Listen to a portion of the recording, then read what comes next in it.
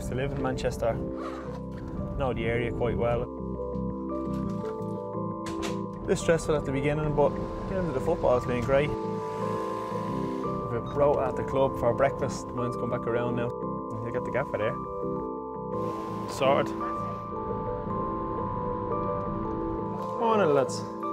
After 4 years in the Scottish Premier League with Aberdeen, Adam Rooney made a controversial move to the class of '92 financed Salford City, in England's 5th tier.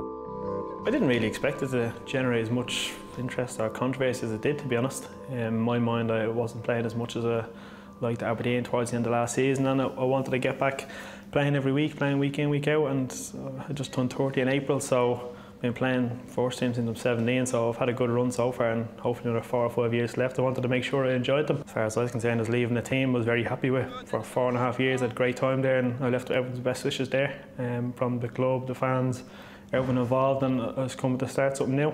Obviously, he's come from a real big club up in Scotland, in Aberdeen, and you know, for him to come out of there and come to us was a shock to many. I got to speak to the gaffer. He said what his plans were for the squad and how he seen the team playing and where he seen me fit into the whole thing, and it was something that really intrigued me. The group we've got here, it was never going to be a problem for everyone fitting in. They're a really good bunch of lads, and Rune's just, you know, a good character within that group. He's always up for a laugh off the pitch, but you know, when we go out to train, it's, you know, work time, and I think, you know, because of the career he's had, it's a really positive influence to have that type of character in the dressing room for the younger lads who've not really, maybe not been around people like that before. Anyone thinking he's come from, you know, the top of the SBL and, you know, some big shot that's going to come into it. He's such a down-to-earth lad. He's got a great will to win for the players, and he's been a great signing for us. The striker's move is paying off. With 12 goals in 19 games, only one player has outscored Rooney in the top 5 English leagues this season. It's obviously nice to get this many so far into the season, and you want to hit the ground running, especially with all the expectation and pressure that came with it. It was nice to get a couple of early goals, but yeah, no, hopefully it's the start of many. You could see that he's a natural goal scorer. You know that. You know, his record shows that. I wouldn't say I was surprised, because, you know, if you sign quality, you know, you shouldn't be surprised when you see it. He's always going to be inside the goalpost, and that's what you need. And you know, you need someone who's going to score you 20, 25 goals, and hopefully that can be Rune's.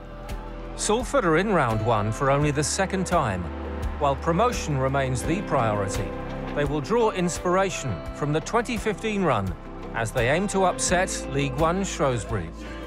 It's the FA Cup. You want to go well, and you want to try and go as far as you can and get them big games. Especially, it'd be great to get a big game at home for all the fans as well. And hopefully we can go and put a little run together. Anyone who knows the FA Cup knows giant killings happen. You know, it's part of the attraction and the magic of the FA Cup is the, you know, the David against Goliath and so forth. And we're a very good team in the National League, but we're talking about a League One club that's nearly got promoted into the Championship in May. It's going to be a tough game, but I think what it will be is a real sort of marker for where we think we're at in terms of wanting to move through the leagues. I don't think we'll be favourites right now. Obviously, I think there's probably less likelihood of teams underestimating us because we're going well and because of who's involved in the club and the publicity around the club, but at the same time there are a couple of leagues above us. But no, we're going into the cup game just looking forward to it, really looking forward to trying and get a good result. You know, it's good that people might have confidence in us, that we can do good things, but you know, the reality is we're going away to a League One club that are 2 levels above us, and they're a good team. Played against them a few years back. I think I played twice at their stadium, and I think I've got 3 goals there, so hopefully I can add to that.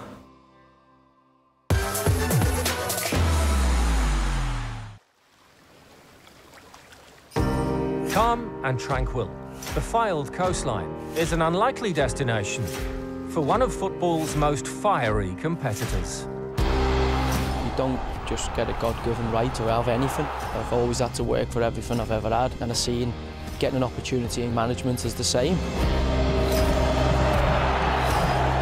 I was prepared to go wherever was necessary to take that opportunity. When Fleetwood Town announced Joey Barton would be taking over last April, it was a big surprise to everyone, including the man himself. I didn't expect to get the job. I mean, you know, I got a phone call asking would I interview for it. I was obviously focused on, you know, trying to overcome an FA ban and go back and potentially play again. I'd always wanted to go into coaching after football. I mean, I love football, I love the game, and I always seen my life in the game. I didn't really think I'd come out of it. I'm just thankful to the owner here for having the belief in me to give me the opportunity at Fleetwood. Owner Andy Pilley has financed Fleetwood's rise via 6 promotions in 10 years. Now Barton has been challenged to take them even further. It is a job where you have to have give and take and trying to slowly move towards the way we want the team to play. And there's been days when it has been really, really good and we seem to have embraced those things. And then there's days where, you know, we have taken maybe a little step backwards, Saturday being one of those against Gillingham. You know, that is football. We're trying to be perfect in an imperfect game. You know, there is going to be human error and mistakes and so on and so forth. I can live with mistakes because I've made lots as a player, made lots as a person, and no doubt we'll make lots going forward. I think I'm the youngest manager in the Football League, so you expect to be learning quite a bit. You know, I don't think I know everything, but great set of lads, good set of coaches, and you know, we're enjoying coming to work and enjoying being part of the learning process. I think he's just sort of changed the whole outlook of where we were from last season to where we are this season. I mean, for me, on a personal note, sort of boosting my confidence. I can't thank him enough for really how he's improved me as a player as well, and obviously the coaching staff as well has been a part of that. I know how passionate he is about football. He's a student of the game. He studies it pretty much every day that he lives it. So it's no shock for me how he's taken to the role. It's probably more of a shock for everyone else, to be honest with you. But once you actually get to know him and see the person that he is, there's no shock to me how well he's taken to his first managerial role. Clint Hill, a former teammate at QPR and Rangers, has been appointed Barton's right-hand man. We shared, obviously, promotions and relegation as part of the same dressing room. So I know what he's like in good times, and I know what he's like when times get tough. If he ends up being half the coach that he was as a player, then he'll be a fantastic coach going forward, and he's already shown great signs of his development. Like Barton, Hill was a natural leader and a combative player. But on the touchline, the duo have had to soften their edge. I got sent off the other week, so I don't think I've lost any of that, have I? I think that's the hardest bit, I think. You feel like you can maybe influence it a little bit more when you're actually on the pitch and you're playing. On the sidelines, it's a little bit more different, but it's something that we're adapting to every game. Now at non-league Alfreton, the pair get their first experience of managing in the FA Cup.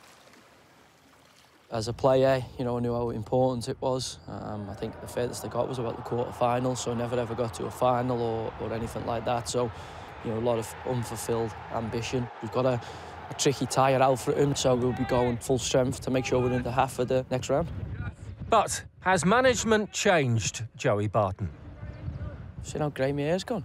It was jet black when I took this job. It's a fantastic club, perfect fit in terms of off-the-field structure, which will enable me to grow and learn and hopefully develop one day into a top-class manager.